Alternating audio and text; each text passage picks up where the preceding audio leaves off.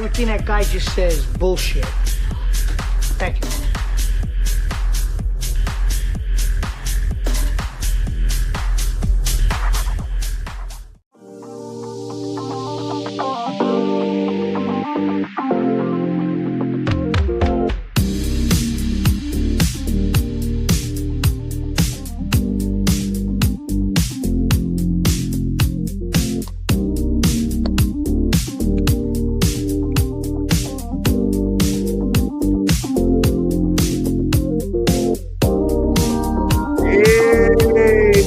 Welcome, y'all. Welcome. It is the Monday show of the TruthWire. I am your host, Craig Pasta Jardula, and with me, of course, my good friend, Matt. Fill that wine glass up, but not with Manischewitz. He is here to hang in and hang out with us because Fiorella is on assignment from the homeless left. My man, Matt. Thank you, Craig. Good to be here today. Start the week out strong. Got some good content here. It looks like I'm excited. Yes, we had the Theatrics that happened on Friday. We had a special Friday pickup show with John Kiriakou. If you haven't checked it out, guys, please go to the TruthWire YouTube. Take a look at it. I think it will be up on either Fiorella or I's Twitter as well. You can go research that and find it. But it's kind of cool. We talked about Panquake. Panquake supposedly, I know people are calling it Scamquake. People are saying it's a lost cause, but we gave some explanations on why John Kiriakou is working for Panquake, and there's going to be some stuff to go down. They had a bank issue, but it looks like it's been resolved, and we might have an open source system coming soon. And Matt, it couldn't come quick enough because last week with this whole freaking Epstein bullshit where they were giving all these influencers, really these cheerleaders, these pro-Zionist cheerleaders that are going to help expose the Epstein files, right? Meanwhile, I had a video that we put up on Friday showing 6 years ago almost, we were talking about the fact that Epstein was connected to the Mossad. There's a lot of talk about JFK's murder connected to the Mossad in Israel. But all these influencers, they're going to free us and give us transparency, Matt. No way. You know what, Plus, I got to give you some props on this because you called this out. You said there's no effing way this thing's going to be released. You called it from the beginning. There were so many hopeful the over-optimistic, kind of delusional camp, the Trump, the hero worshiping side, and they had no clue that this wasn't going to happen. And you not only predicted it, you told us why. And it's the connection with the Mossad. You guys got this 6.5 years ago. You knew it. You could see it. Censorship industrial complex. They've been suppressing this. We understood this. And of course, it goes out to a handful of Zionist influencers. And that's that. It's over. It's yesterday's news now. Yeah. And I said this before, because my friends have told me, like Jason Burmis has said this plenty of times. If you haven't checked out Jason Burmis and the Burmis Brigade, please go over there. He's one of the guys who really influenced me to take a look down, this path. I mean, there was a lot of people. Steve would always say, it's like, they saw the Convo couch come to this crossroads, and they can either follow the rest of the shit libs and play the Theatrics, or they can go do an Anomaly, who's another grifter, and just play the right-wing side, go to the Republicans, or you can look at the system for what it is from on top of it and see the way it manipulates people, see the way it traps people, see the way it keeps people in this two-party illusion, this mentality of fighting each other. And you can, once you look at it that way, life's going to be tough as an independent journalist because if you don't play team sports, you will get shadow banned, you will get silenced. And that is annoying. It's hard to make a living doing this, but, I'd rather be honest and true to what I believe is the truth out there and report on it rather than sit there and pick a team and just benefit it off like these guys like Benny Johnson, who I hear is a sweetheart. I hear that Benny Johnson is a sweetheart, but he's not a journalist. He's a cheerleader. And people like him, Nick Sorter, Ian Miles Chong, all those guys that were given the binder, Matt, DC Drano and Scott Presley and whatever those two chicks' names were, I forgot, because I looked them up before and just see them. You go look at their Twitter, One was wearing the Star of David there, pro-Israel, despite what's going on, but women and children are getting slaughtered. That is playing team sports. That's keeping us in the quagmire. It's keeping us in this digital prison. It's keeping us under the rule of the oligarchs when they're trying to make it look like they're freeing you from it, right?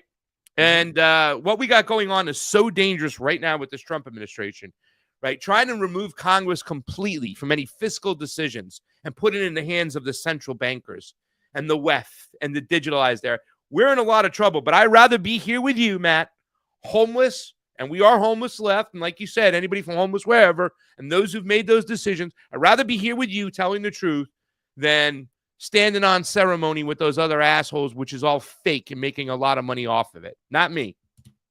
I couldn't agree more, Craig. Okay. Let's do it. Let's get into this. Special thanks to CheeseSlice on the ones and twos in the background. let's get into it. Where is my... All right. So we don't have to play it now because we're reporting on a Monday. It happened on a Friday. People had talked about it. Everybody went into that mode, right? I think I titled this, is this real or is it just Kabuki Theater? What do you think, ladies and gentlemen out there? I'm wondering. Hit up the chat right now. Oh, man, I forgot to I'm fixing all the links. We'll get that over to you guys as well. All the ways you'll be able to support us individually other than Patreon, because I know a lot of people are still upset with Patreon. They feel it's too much of a censoring platform, so they want to find other ways to help out. We're going to have all that updated, guys. Even Matt's information in there, and CheeseSlice's Buy Me a Coffee. We'll get all that in there and ways you can help us out, because we really depended on you. But what do you think, ladies and gentlemen, right? I see Friendly Brilliant saying Zelensky is a criminal, but he's a criminal taking orders for other higher criminals. So shouldn't we go to the actual higher up, the people calling the shots? I don't know how you would compare that, Matt, right? When you call it a conspiracy, an organization, right, that's making decisions, that the people down below, yeah, they have to pay a price for following out the orders. But those who are organizing the crime, in this particular case, Igor Kolomoisky, right? He's the benefactor of Zelensky. Shouldn't he be held accountable? But Matt, what are your opinions? Because I didn't get to hear from you yet. We talked about it on Friday. What are your opinions? Do you think it's real, fake? What do you make of this whole mess? Give us Matt Weinglass's take on the Zelensky-Trump, J.D. Vance off the top of the ropes, because that's what it reminded me of, the situation that happened. Yeah, no. So what we're looking at totally is theater. Absolutely. But I'm looking at the different levels. You mentioned this thing about, the pinning it on Zelensky when there's so many other elements at play. So the first thing that stuck out to me was that you have this guy. He's kind of like the fall guy for this whole thing. He's the guy that we put in there. You mentioned these people that need to be called out. Trump would never mention Victoria Nuland, which he should. And he shouldn't be mentioning Anthony Blinken. He talked about how, the previous president, he didn't know what he's doing. He was an idiot, but we're going to hold you accountable. And that part to me was like, well, that's not being said. That part's not being said. And a lot of the Trump people are like, they're like, yeah, you really nailed him. You really took him to town. Look at Zelensky sitting there, like totally caught red-handed, this total criminal. But yet that's the part that Trump won't talk about, is that we set the entire thing up from the beginning. 2014. He should be calling out Victoria Nuland. He should be calling out the people that set this whole thing up in order to provoke Putin into this war and to put Zelensky in a position where one could make the argument that you could have a little bit of empathy for this guy who kind of got stuck in a place where he has no way out. He tried to get out. Remember this, the Boris Johnson being sent there to squash a deal that happened in March of 2022.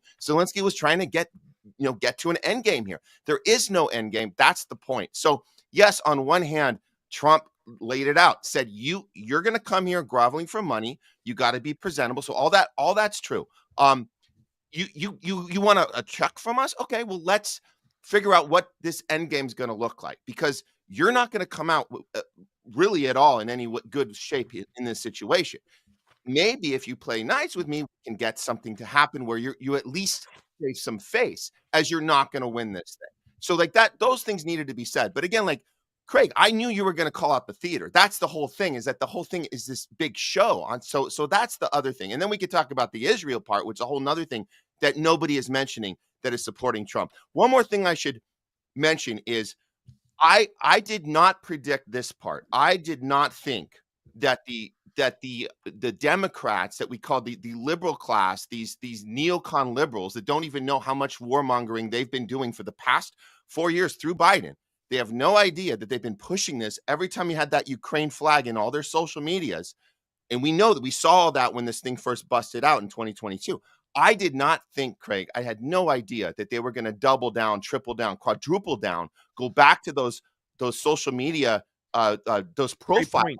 That's a great point. Flags in all of their socials now. But it's even worse because they've come up with these memes that are just insane. They're calling Zelensky the hero of the free world. And they're just like, wow, he really took on Trump and JD. So I'm very, I don't know, Craig. I look at their reaction to this and it makes me really, really like, I'm angry that this happened to half the country. I'm angry that they're watching the same footage that we're all watching, and their big takeaway is that Zelensky stuck it to Trump, and he's the hero, and Trump's going to go with his alignment with Putin, the guy who wants to take over the world. And they've gone insane. They've literally gone off their rocker, and that's how, at least that's the vibe here out in Hollywood. That's where they're at right now, and it's kind of disgraceful.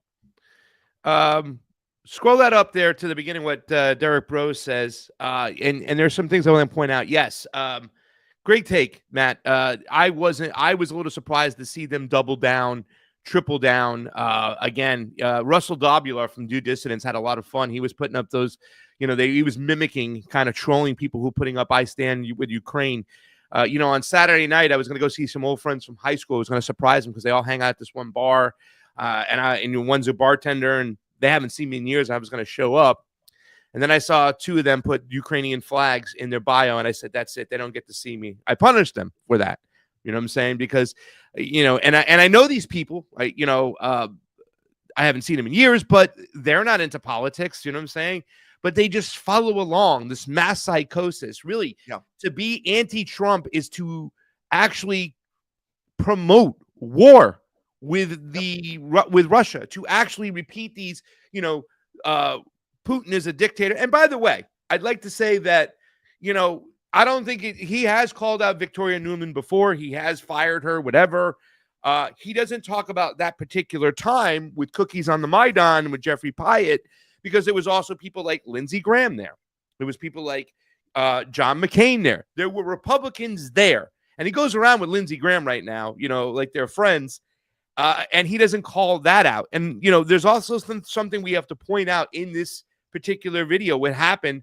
And it's where I think a lot of Republicans have pie on their face who try to make Donald Trump look like a peace candidate. We'll talk about the Javelins part, but let's talk about this being real or fake, because me personally, I think this is complete Kabuki theater. There are other things going on. This is just the theater. I think on AM Wake Up today, Steve Poikonen from Slow News Day played a video of Donald Trump coming in and hitting Vince McMahon.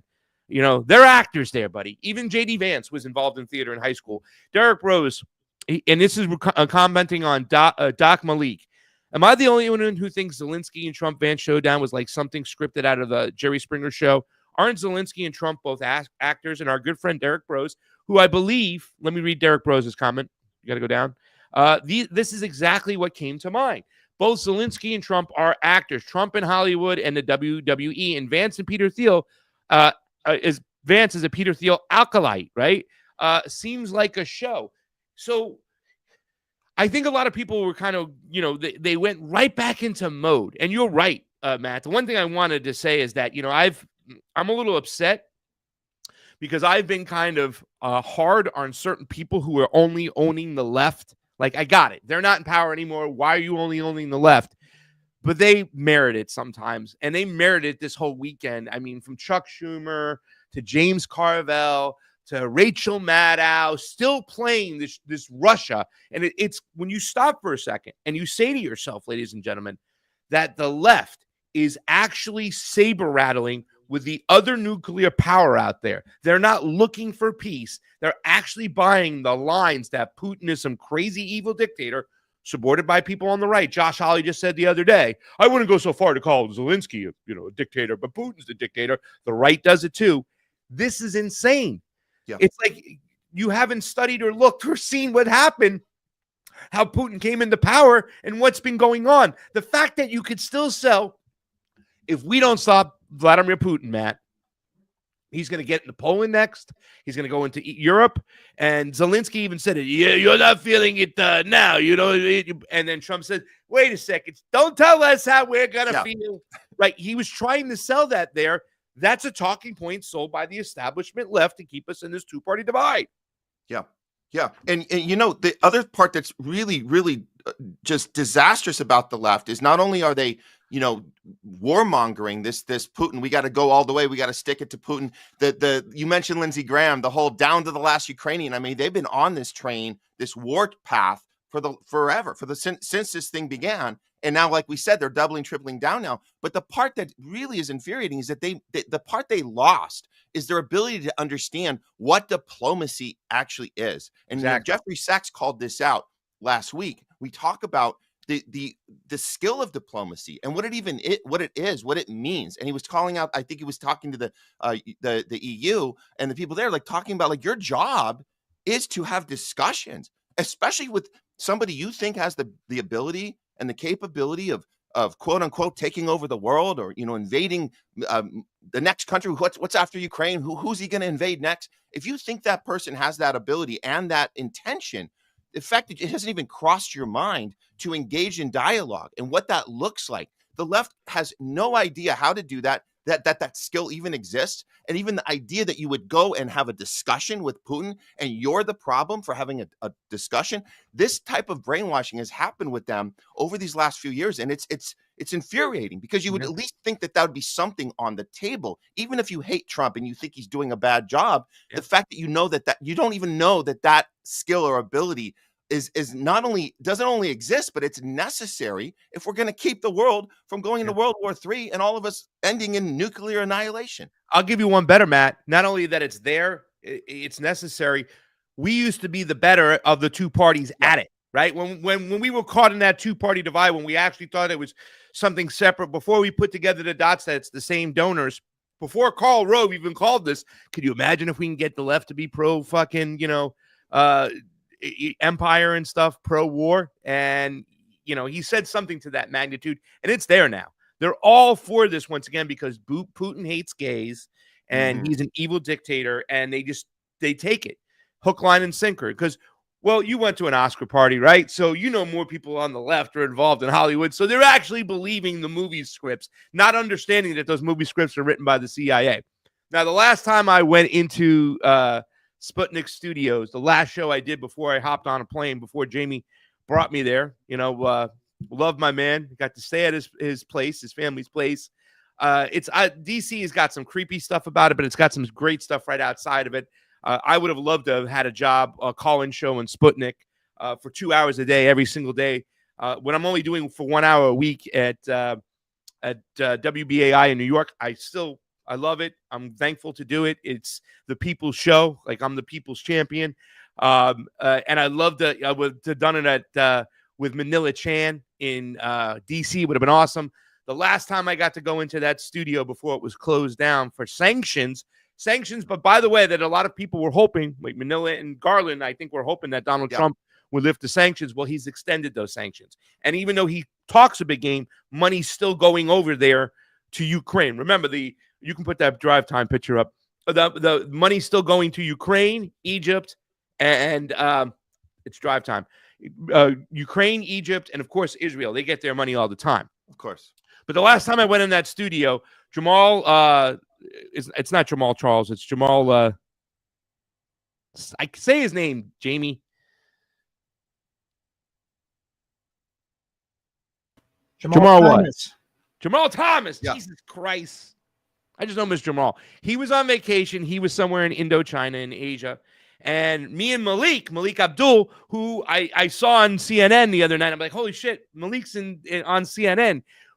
The one show that I think they've really gotten themselves a little momentum on in CNN is this kind of sit-down nightly show where they have, I forgot her name, I think it's Abigail something, but they have a different panel, and I think they have a couple conservatives on and a few other leftists, whatnot, and they have these conversations. They're still talking horse shit, but it's one of the shows I think they've taken from independent media. They take it from the podcast world and kind of made it a little successful. Well, I'm not bagging on Malik here, right? But I think Malik does speak for a volume for a lot of conservatives out there on what they witness. But they witness this if you don't see the game that's being played. But let's at least hear a honest, smart take on it. This is Malik Abdul, formerly of Fault Lines in Sputnik. Hi, Malik. If you're watching the show, we love you. Thank you so much. But this is what he had to say when he was on CNN the other day, when he was making a comment about the Zelensky-Trump WWE match. Republicans are pretty happy what happened. Let's not make sure we don't have the revisionist history. Donald Trump was responding Start from the beginning. to the question. Come on, Jayme, get it together. Let's not make sure we don't have the revisionist history. Donald Trump was responding to a reporter's question asking about whether or not, Putin. Donald Trump responded to that. He said, next question, one more question. J.D. Vance then piggybacked off of what Donald Trump was saying, and he was talking about the importance of diplomacy. And what he specifically was saying is that negotiating with one side, which is what the United States and Europe has done this entire time, not inviting Putin to the negotiating table. J.D. Vance was talking about that's how Donald Trump views diplomacy. It was Zelensky then who then turned to J.D. Vance and said, J.D., not Vice President Vance, J.D., to ask him a question. There wasn't a reason for him to ask J.D. Vance anything. I thought that Donald Trump and J.D. Vance did exactly what they needed to do in that moment because he was surely disrespectful and he responded to it. I thought that they did exactly what they should have done. Bravo to Donald Trump and J.D. Vance. Matt, first of all, put that back. Why was the can you go back to just a shot of Malik real quick and pause it there? Why was why was the volume all messed up? Was that the clip itself or is your internet messed up? All right, stop right there. First of all, Malik, you were looking fly. I love the kind of like denim jacket. Matt, come on, you can give some opinions since you're in LA. With that awesome tie, right? Like it's kind of like sophisticated, but regular guy look. Like I'm a real independent journalist here. I do the real work, right? But I'm still looking classy. You asked why Zelensky didn't wear a suit. At least this guy came dressed appropriately. So I think his look is great. And he also did mention too as well, common sense, when we're thinking about common sense compromising, right? Common sense diplomacy. In any situation, it doesn't look good for the Biden administration to never, ever talk with Putin, to shut down talks. Leftists, Democrats should be upset by that, but instead they buy into, no, Putin's evil, so we don't have to talk with our adversaries, right, when we should be talking to everyone. He mentions that, but then he comes off and saying, well, this is why so many people on the right were happy. So they're still talking about it from a point of view where they believe it is real. And, show the next, really quick, the next tweet we put up there. The next tweet, the very next one I have. Okay, so Zelensky tried to put a show on for the media, and Trump and JD shut it down. This is what I voted for, Matt. So they're still kind of expressing this is what we want. We've been finally waiting for people to put Zelensky in his place. Donald Trump has finally come in to stop what Joe Biden has done, escalating this war, while still acting like he had no part in the play in the whole scenario that took place. Your thoughts, Matt?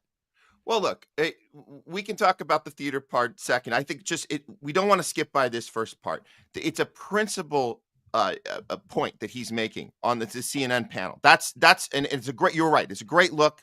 Come on there. You're from the outside. This is how independent journalism works. Pointing out the obvious principal element of diplomacy. You have Trump sitting there and you have Zelensky sitting there. Zelensky's going to go back to Ukraine and he's going to go back to war, go back to killing his own people, shelling out all this just weapons, whatever we can send them, all the stuff we've sent them over the last few years, all about war. Trump is going to get back on the phone with Putin and talk about ending the war. So that point needs to be said. Now, is it happening in an honest way? We can get into the theater part second, but that needed to be said. I'm glad it was said on CNN. It needs to be said. And It's hard to argue that. How do you argue that you got a team there talking about diplomacy and another team saying back to the war? With no end game, by the way. There's no end game. There's no beating Putin. Can we remind Can I make a comment about that? The same way they buy in that we shouldn't talk to Putin because he's evil and he hates gay people, is the same thing people who bought into don't talk to your family members at Thanksgiving because they're racist. That's a great comparison, Craig. It's this kind of like we are the hot. We're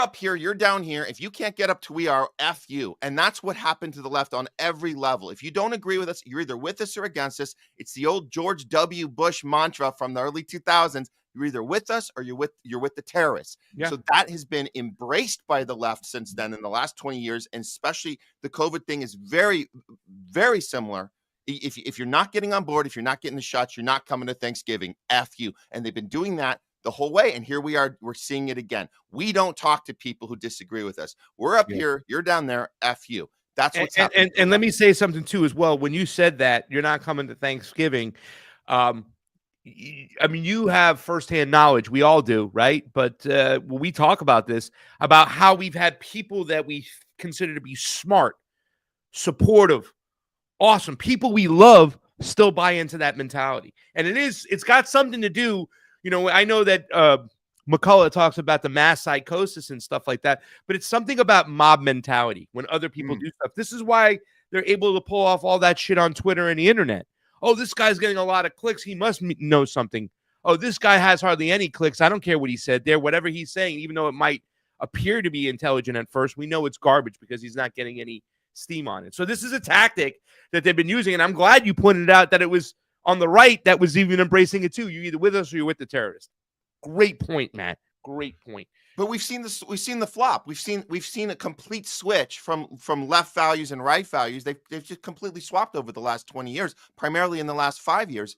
But here we are, completely reversed. We're living in bizarro world. We say that a lot, Craig, but more so today than any time before. Yeah. More of a flop than Vlade Divac. Vlade flop. I loved it. The emotion, that dude, that's when European basketball. And I know he's been there. Like you had Sabonis and these other guys, and the guy, what was the guy who died who used to play for the New Jersey Nets? He was a great shooter. And he used to get into it with Jordan too as well. But he died away in a car accident. They were always there, but Vlade just brought it to the next level. He brought the soccer passion into the basketball arena. Vlade flop. And the mainstream media has been doing it all the time.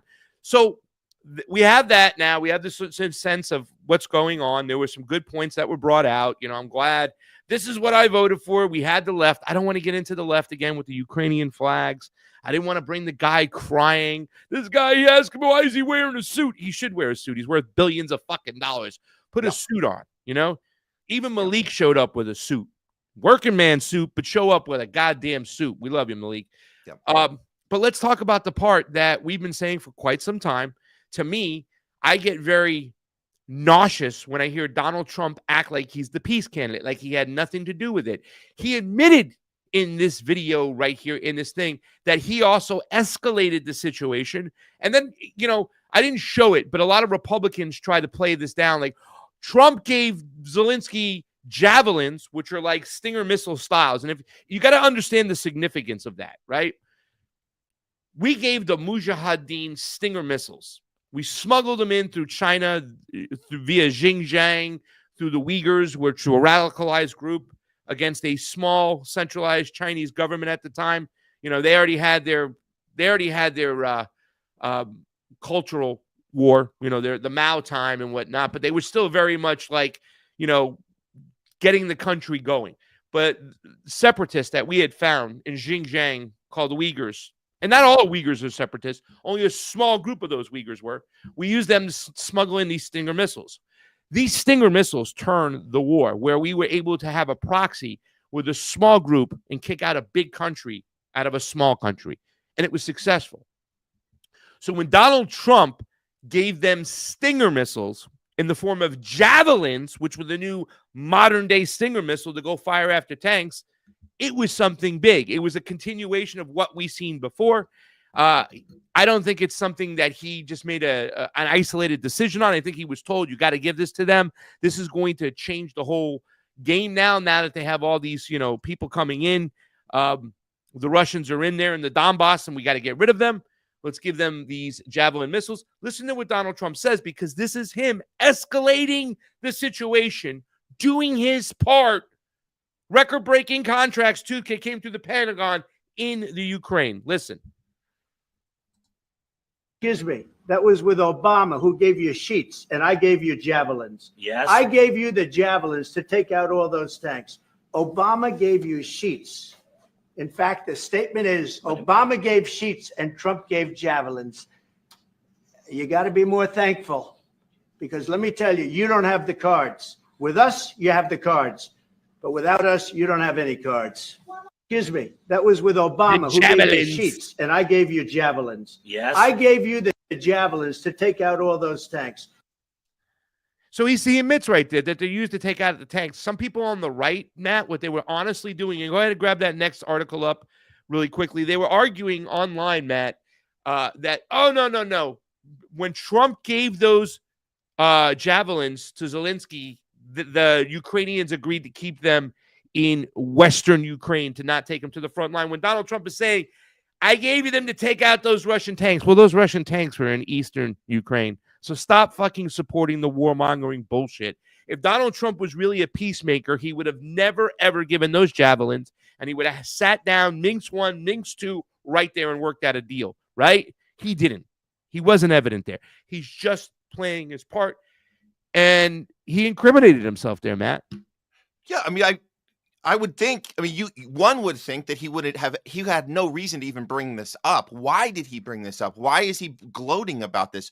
Who's the audience for that? Because it doesn't seem like you said, a lot of people on the right are ignoring that, or they're justifying it, calling it a defensive move, when you're clearly, it was about taking out tanks out in on the east side. It's not so for him to bring it up, who is this for? And why isn't we know why the left isn't highlighting this part, because they want this stuff. This is the stuff they agree on. So I'm trying to figure out why he would say this out loud. What points is he scoring? Who's he scoring for?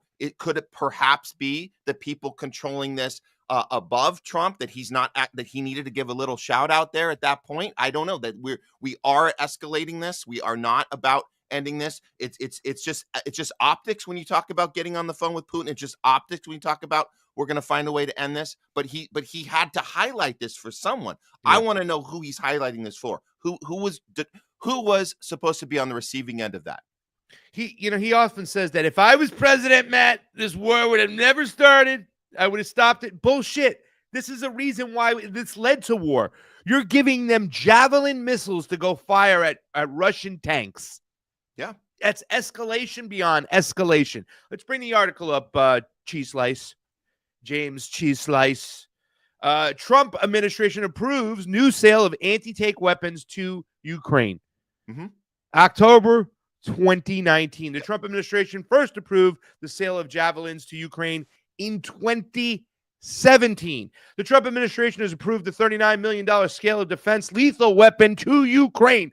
Lethal weapon, according to two U.S. officials and another source familiar with the plan. U.S. arms sales to Ukraine have become embroiled in a controversy over President Donald Trump's dealing with Ukraine after the White House ordered nearly $400 million in military assistance to Ukraine to be withheld, and Ukraine's new president raised arms sales with Trump on a controversial call July 25th. This is when they impeached him, when he says, I'm going to give it to you, but I want answers first. I'm going to withhold it. And then he was obviously digging for dirt, not even so much dirt to use against Joe Biden, because Joe Biden was entrenched in controversy and scandals in Ukraine, carpetbagging for quite some time with other lawmakers too as well. But he wanted information on himself and how he was cheated, to prove he could be cheated. Crowdsource was inside Ukraine. That crowdsource, if you don't know, was the one who did the audit on the DNC servers. Yep. That gave them all this stuff, but then they admitted that they didn't have the goods necessarily. So, by the way, it says the new package will include Javelin anti-tank weapons, with one U.S. official saying it includes 150 missiles and 2 launchers, which was first reported by Bloomberg News. So, I mean, there's Donald Trump. He escalated the situation over there. He played his part. No, he wasn't the president when the Russians went in, but he set the tone. And that's why we had today's thumbnail with, Obama giving him sheets, and Donald Trump giving him a Stinger missile. Matt, your final thoughts before we wrap up this section and get on to the next. I would say this, because you mentioned about the peace candidate, the peace president, which he clearly is not. This is an indication of that. He's boasting and bragging about this move with the javelins. I'll just say this. For Trump supporters, people that believe that this is still 5D, 6D chess. Okay, sure. Let's just be realistic here. Let's come back down to the ground, back to reality. If this was a peace president, this is what that scene would have looked like. Zelensky shows up. We are the investors. This is like, I'll give you the comparison to a Hollywood movie. You didn't finish your film. We gave you money. You couldn't finish it. You want more money for your film? Well, guess what? we're cutting you off. That's what it would look like. You show up. I'm glad you came here, Zelensky. You decided not to wear a suit. Okay, great. Here we are. You're asking for more money. Guess what? Hate to tell you, we're cutting you off. That's what a peace president would look like. Not you have to ask nicely before we write you the check, before we give you a little more ammo, before we do this, before we do that. Why? For what? Why are we doing this? So that's what it would really look like. And that's what he campaigned on, by the way. I want to remind people, Donald Trump campaigned on, I'm cutting off the funds. I'm ending this war. Well, didn't it sound like you were totally cutting off the funds? If Zelensky groveled and asked nicely for it, you'd still give it to him. So let's just stay in reality here, guys. It's not a peace president. Yep. I was looking for it. Jayme, maybe you can find it real quick. I don't know. The guy crying. But what do you have here that you want to add to the stage, Jayme? There's not much more I can say about this whole situation. I think Fiorella said it best. This presidency is a continuation of the last one. They're just handing off the baton, completing the next task after the next. And the technocratic task that's Donald Trump has been he's been tasked with. You know what I'm saying? He is fulfilling it. The technocrats are in. We're moving away from Congress having the power of the purse. They want to move it right into the central bankers' hands. And, you know, it's crazy to me the way the Republicans, especially the populist right, can approve of this behavior, because what's going to happen, because they like this kind of authoritarian behavior. Oh, we just like the people in charge now who are making the decisions, even though they're being made in a way that you didn't like in the past. What's going to happen when the Democrats get back in charge and they pass the ball again, and they're using these same methods, just cutting people off? No, you're supposed to go to Congress. That's what the market says, and propose laws and changes and get them to vote on it. If you're taking the power of the purse away from the Congress, this is what I mean. He's preparing this system for new corruption, getting rid of the old corruption. And now they want to move the power as far as finances, what can be bought, sold, done, into the central bankers' hands and out of your hands into the technocrats' hands, out of Congress's hands, and it's very, very dangerous. Go ahead, Jayme, you were saying. I was just going to say, this is from that 2019 article you just read, and it's just proof that Zelensky can wear a suit when he meets with Trump. Yeah. So that's 2019 Zelensky. That's a great point. Take a look and see if you can get the guy crying. We'll play the guy crying and we'll play that whole video big real quick so I can fill up my coffee. Guys, we want to thank you all for joining us today. I'm here with Matt Weinglass and Jayme CheeseSlice on the ones and twos. We are talking about Donald Trump and Zelensky and J.D. Vance and their alleged Kabuki Theatre, whatever you want to talk about, whatever you want to believe. Go ahead. Did you find it, Jayme? Or I don't have it in the. You can't find it?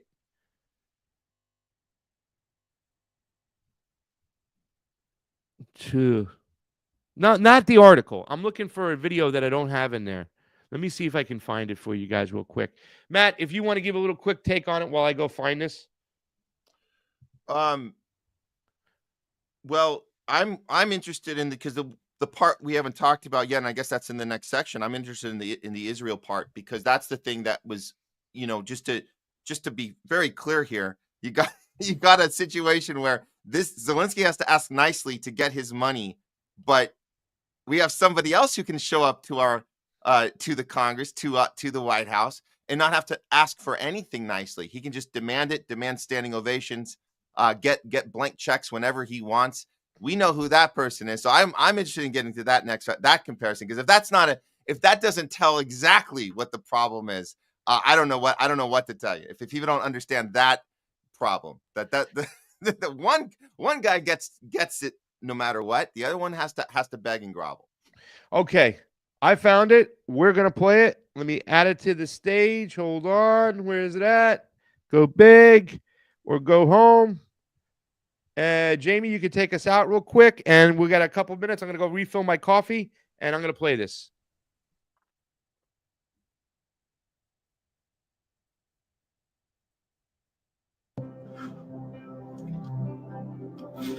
I don't give a fuck what he wears. This man has been respectful to every leader in the world. Everybody.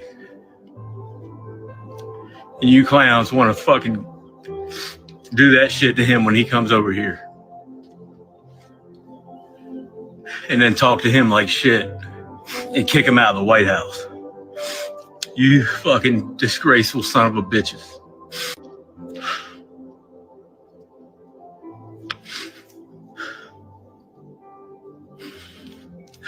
Man, I just want to be next to Zelensky right now.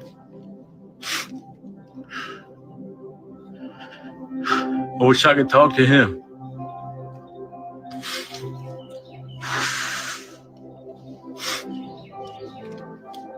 Forgive us.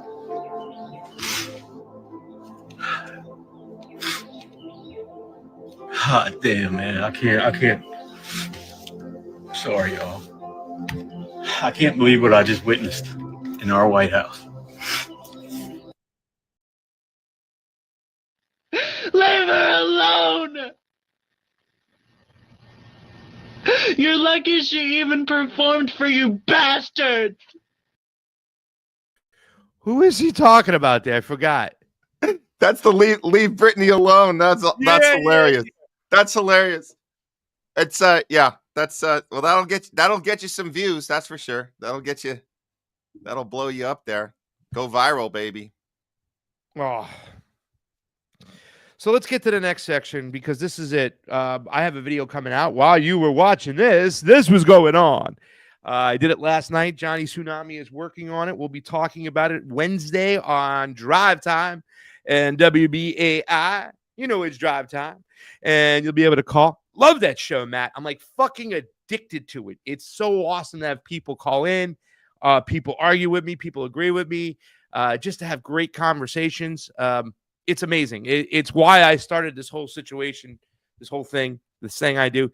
But let's talk about what's really going on. While Zelensky, J.D. Vance, and Donald Trump were coming off the top rope WWE style, this happened. Please, CheeseSlice. Trump approves. You got to move it down a little bit so they can read and make it bigger. Make it bigger. You know, make it bigger. This is antiwar.com. Trump approves $3 billion in weapons transfer to Israel. The announcement arms deal came a day before the first phase of the Gaza ceasefire and hostage exchange deal was set to expire. Remember that. And this is by our good friend Kyle Anzalone. The White House used emergency powers to approve a $3 billion weapons transfer to Israel. Now, this is what I'm talking about. They're not even going through the Congress anymore.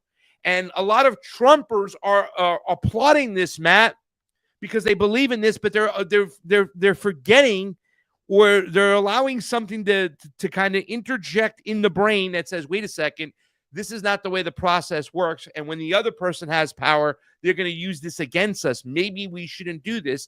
The White House is using emergency powers to transfer weapons. The White House used these. The package includes arms that Joe Biden administration was hesitant to send to Tel Aviv. Another situation when we don't talk about Donald Trump being worse than Joe Biden in certain areas. This is it. On Friday, the Pentagon announced 3 arms packages for Israel, totaling over $3 billion. The first sale is 35,500 Mk-84 and BLU-117 bombs, both munitions with 2,000-pound warheads. Additionally, the U.S. will send 4,000 Predator bombs, 2,000-pound bunker-busting munitions. The nearly 40,000 bombs will cost over $2 billion. $2 billion. Tel Aviv has previously used bunker-busting bombs as chemical weapons. The IDF found that if it used multiple warheads, a chemical reaction is created that can cause a suffocating gas in the tunnels below the surface. The second arms package includes 5,000 1,000-pound bombs and 1,500 JDAM kits to turn the munitions into guided bombs. The 1,000-pound bombs and the guidance kits are expected to cost $675 million. A third sale is for a Caterpillar D9 bulldozers with a price tag nearly $300 million. Now, before I read the next segment, let's come to the big screen for us real quick, and then we'll get back into the White House emergency screens. But, Matt, we just told the story about Donald Trump giving javelins, and he's admitting Obama was giving you sheets. In other words, he wasn't giving you lethal weapons. I gave you lethal weapons.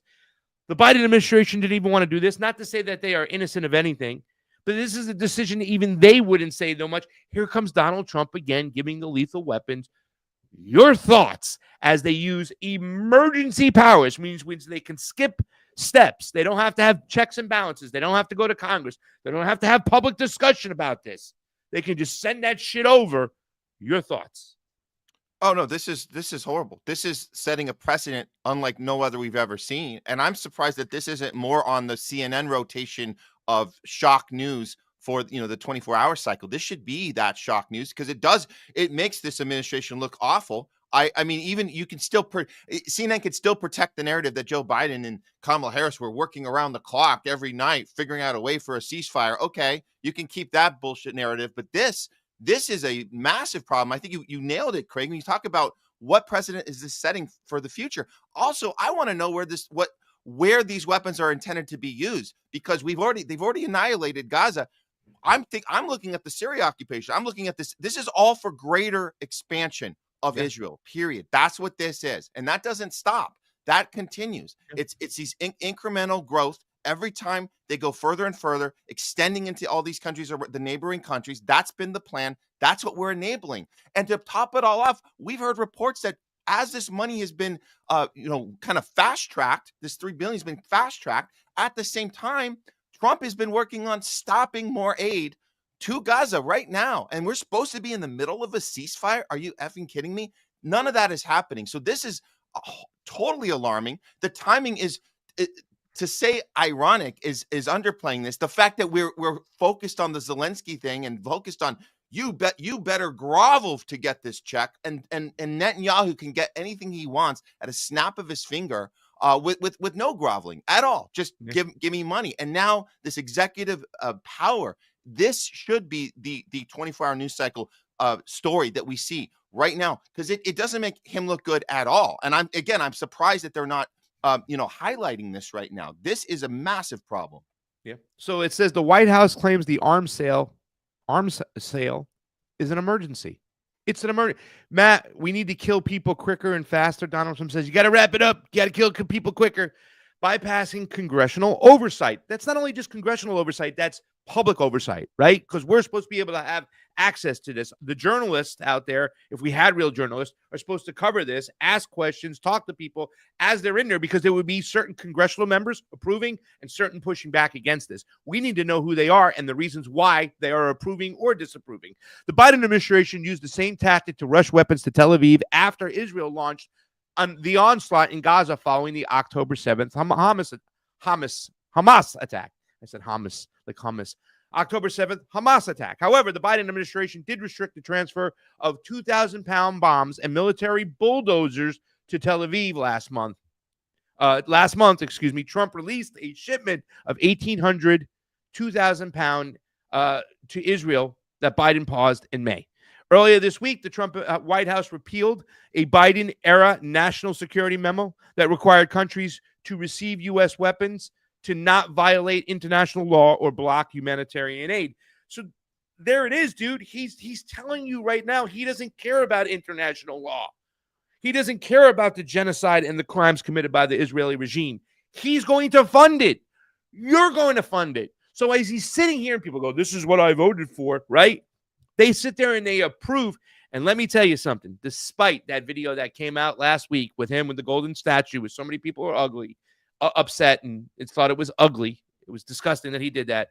Yeah. There's still a ton of people who will condone this type of behavior, Matt. Not only condone it, but even push it and say it's needed, it's legitimized.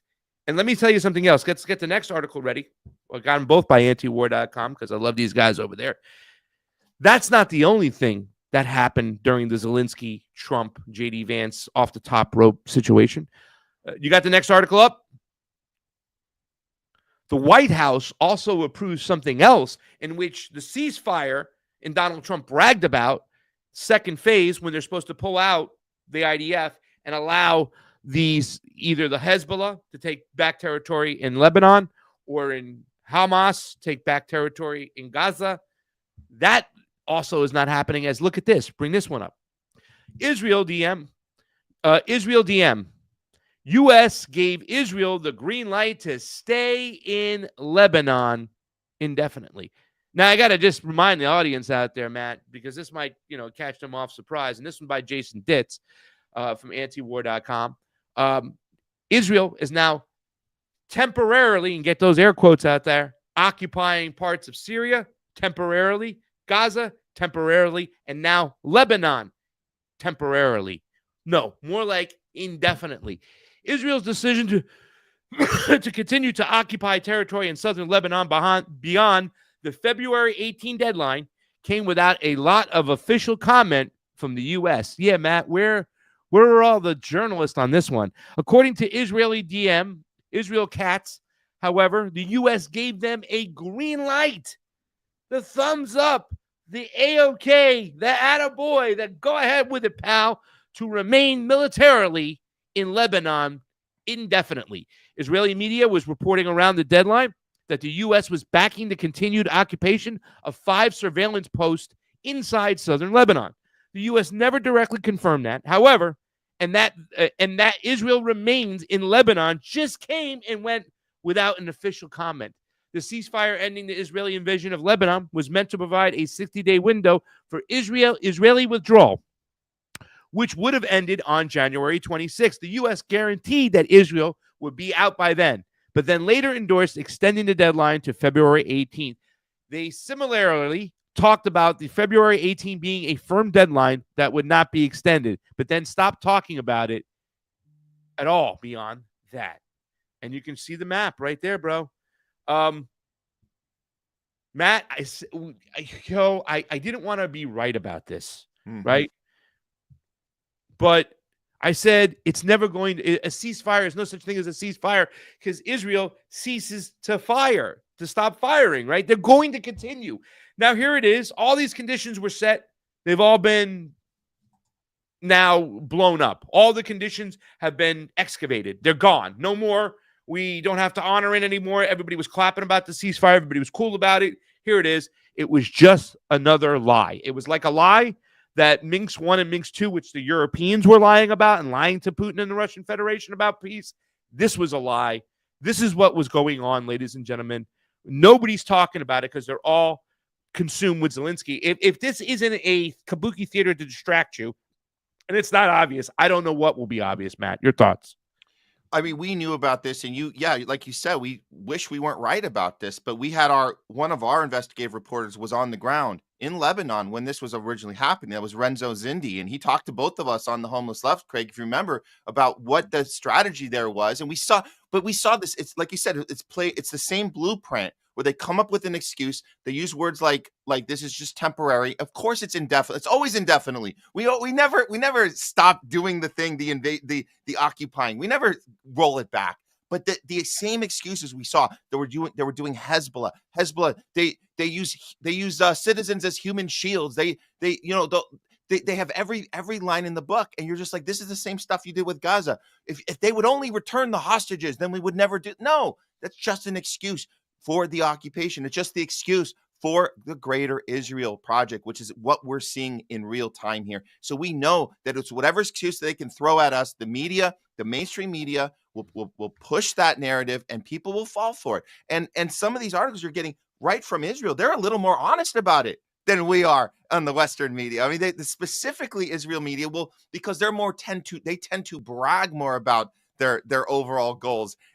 We protect it more here, but it's just, however you look at it, we have to start understanding that this blueprint applies to everything, and it's always been this way. We're never the good guys. We're always looking for excuses for, as Noam Chomsky once said, it's manufactured consent. How do you do that? There's little tricks to do that. Here's another example of it. And of course, we're not retreating. We're staying indefinitely, and that's just how it's going to be. And I expect to have another discussion about this with Renzo.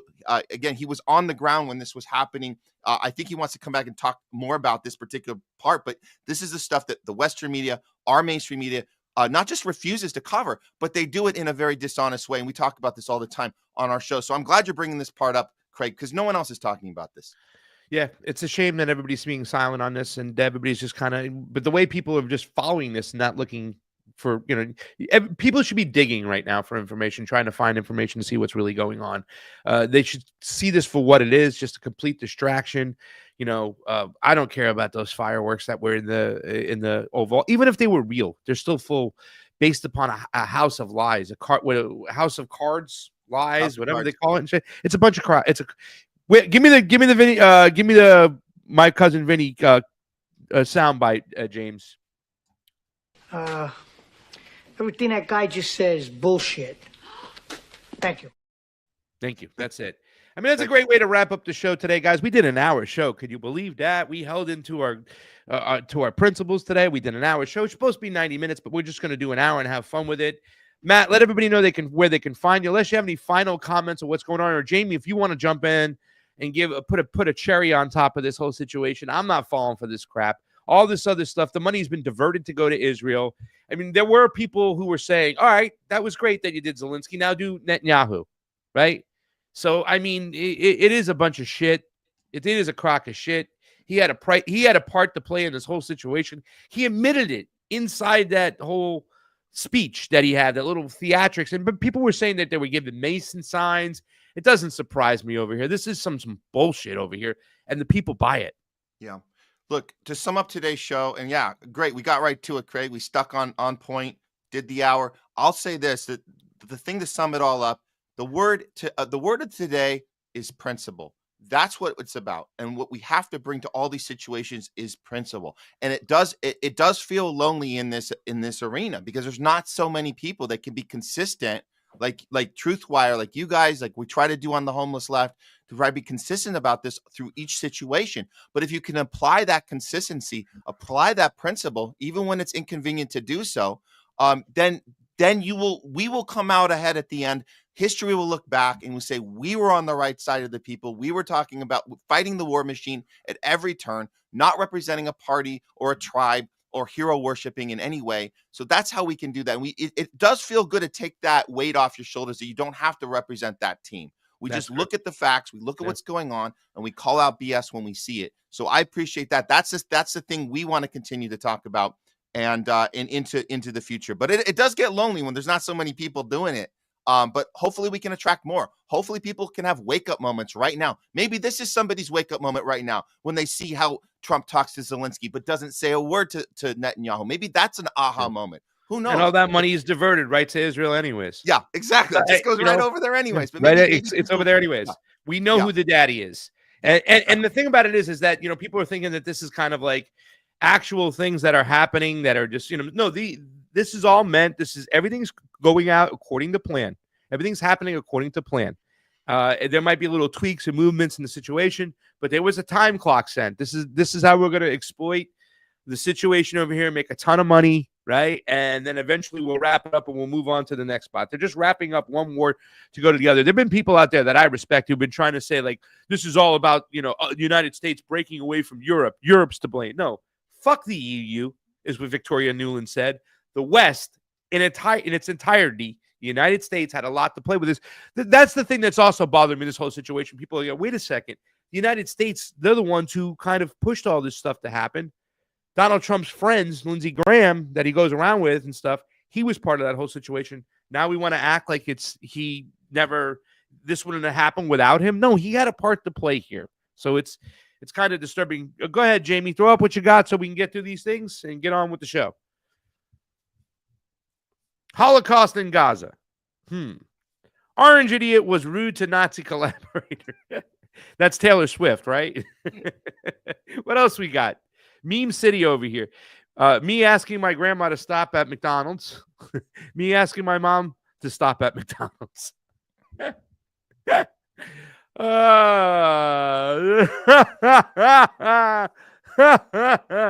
There was an old man the last time I came here. Is there any chance I could talk to him? Yeah, you wish. You wish. Oh, God. Good job, Jayme. Matt, let everybody know where they can find you, what you got going on. You got a show tomorrow? Yeah, we got a show tomorrow. We're going to be cut. We got Jay Scott's coming on to help co-host, and we're going to be back with Craig Posse. You're coming back on Thursday with us. Thursday. Tomorrow, guys, you got to check us out at noon. We're going to be doing a little we do a little thing every once in a while called This Week in Hollywood, and we just had the Oscars last night, so we got some stuff to do on that. The Zionism versus the pushback, and we did have some good news last night at the Oscars. We will have one great speech that happened, documentary winner. Challenging Israel. They got up on the stage. It was great. One great moment came out of it, but we had to watch the whole thing for you guys, so you don't have to watch it. But come tune in with us tomorrow, noon Pacific, 3 Eastern. Homeless Left on Rumble, and we'll get to it. And we'll see. And we'll have Craig with us on Thursday. We're Tuesdays and Thursdays, noon Pacific, 3 Eastern. Mondays and Fridays for TruthWire. Fridays, I don't know. Fiorella is on assignment. You'll hear more about it as she will be breaking news and information will be coming out. She did come back from Lebanon just recently, and we talked about the Nasrallah funeral. But this Friday, she might be on the road. She might be on assignment. We'll figure it out. Wednesday, Pasta Jardul will be going back on Drive Time. What is that? Come on, Jayme. There it is. There it is. This Wednesday, 4 p.m. Eastern, we'll be doing call-ins. We'll be talking more. We're gonna hear from the people out there in New York, or from wherever else. You can listen online, and you can call from Kansas for all I care. But we're going to be talking about probably a little bit more about this, because I know a lot of people are going to be wanting to be talking about their opinions, what happened, and talking about the money. That crowd will pick up a lot. And there's a lot of crowd that will justify the money going to Israel. And some of them will be talking against it. So it will be this Wednesday at 4 p.m. Eastern. I'll be back on Friday, too, at 12:30 for the TruthWire. And, of course, I'll be picking up with Matt on Thursday. So that's all we got for today, guys. Thank you so much for watching. Thank you, Jayme CheeseSlice on the ones and twos. Thank you, Matt Weinglass. Have a great show with Jay Scott tomorrow. I'll see you on Wednesday. That's it. We're out. Truth time is over. It's truth out.